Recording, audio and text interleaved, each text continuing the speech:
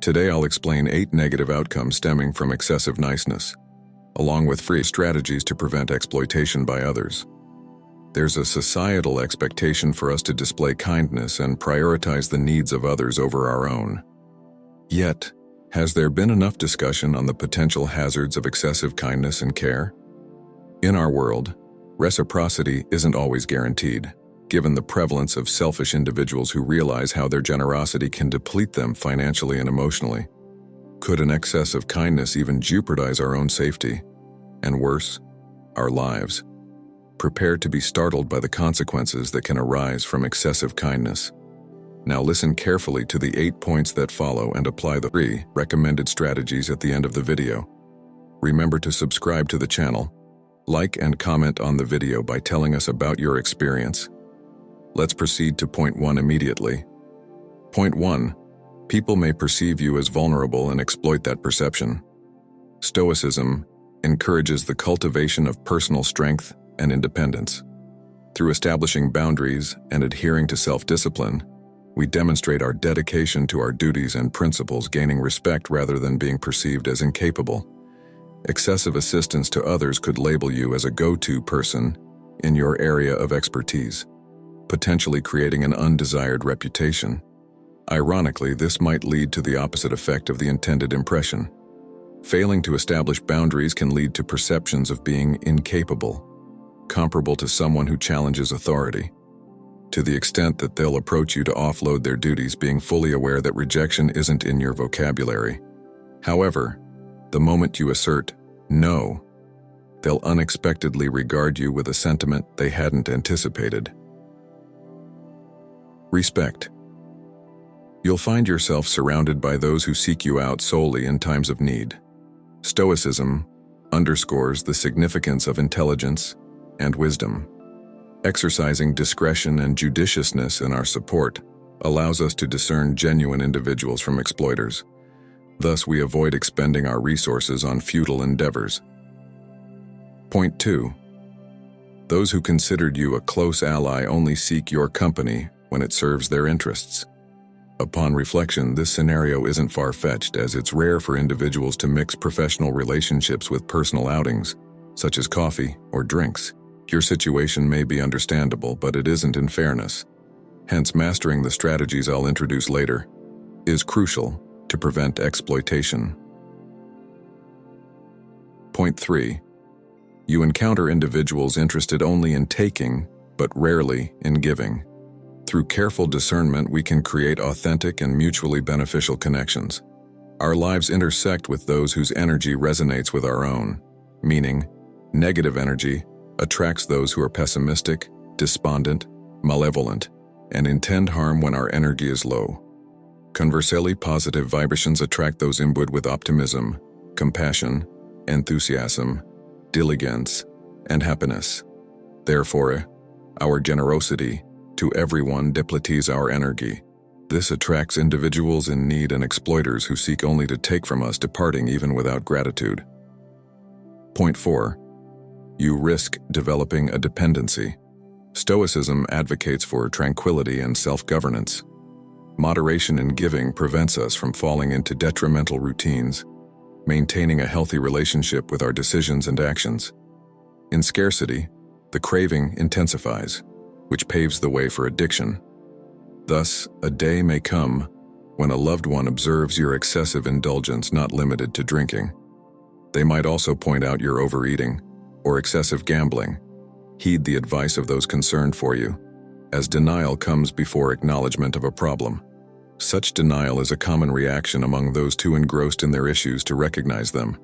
Bear in mind, those who care aim for your well-being, so value their counsel as it's meant to assist you.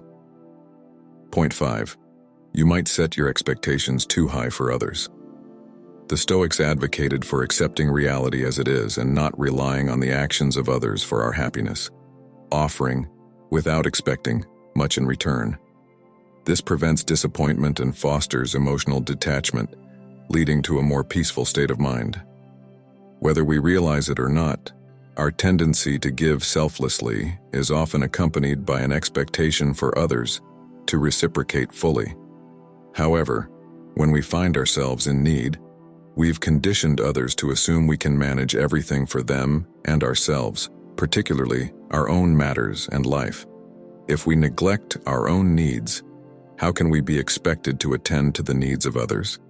In the end, our anticipation of reciprocation will not be satisfied, leaving us feeling moody, exhausted, frustrated, and sorrowful.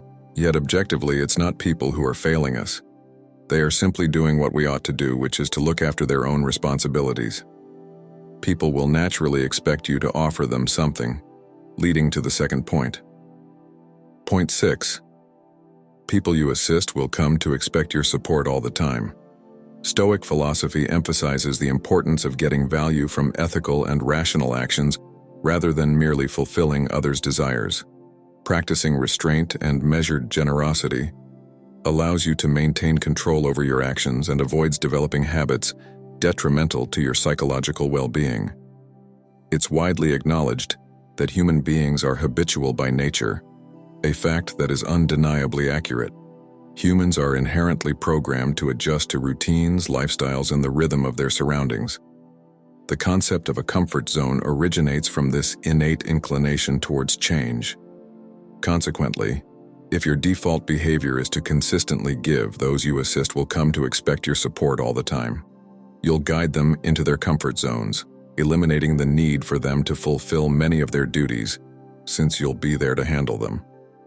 Lacking self-appreciation, it's improbable that anyone will confront you to suggest you prioritize yourself more. Especially, don't anticipate such understanding from those you've aided, as they're likely to cling to their beneficial status quo, which would be costly for them to alter. Point 7. Your ambitions will be overlooked. Stoicism advocates living a life guided by logic and moral excellence, establishing boundaries, and prioritizing our duties to maintain equilibrium and avoid sacrificing our identity and wellness for others. Prioritizing the needs of others over your own might be an escape from confronting internal pain and fear. Consider your feelings during solitary weekends or returning home to an empty house without a welcoming presence.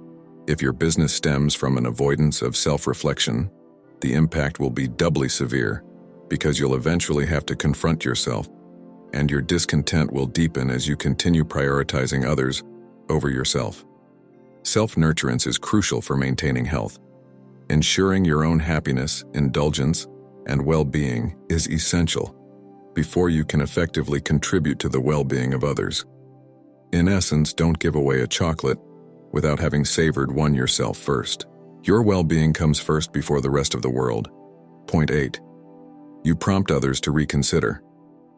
Stoicism encourages virtuous conduct regardless of others' judgments on them. Living true to our values fortifies our reputation against slander, even if we wished otherwise. The harsh reality is the scarcity of kindness, which leads to skepticism towards those who are genuinely kind rather than appreciation and gratitude. Soon, your benevolence will raise eyebrows, inciting curiosity about your ulterior motives. This scenario might suggest you've encountered a group prone to skepticism, yet it's probable they're merely honest. Often, those overly eager to assist are concealing their hidden agendas, so it's wise to steer clear and decline their offers of support. Now let's explore some safety measures to prevent being exploited by others. Strategy 1. Allocate personal time and space, and honor them. Cherish them, guided by the Stoic virtues of discipline and self-esteem. Dedicating allotted time for self-care is crucial. May it be through physical activity, art, enjoying music with tea, or any rejuvenating hobby. Complete tasks promptly. In order to embrace this practice, treat this commitment with utmost importance. This can be done by planning it regularly. Ensure these periods are so sacred that if assistance is requested during them, you should benefit from it, not the requester. Hence, decline without guilt, savoring this personal sanctuary.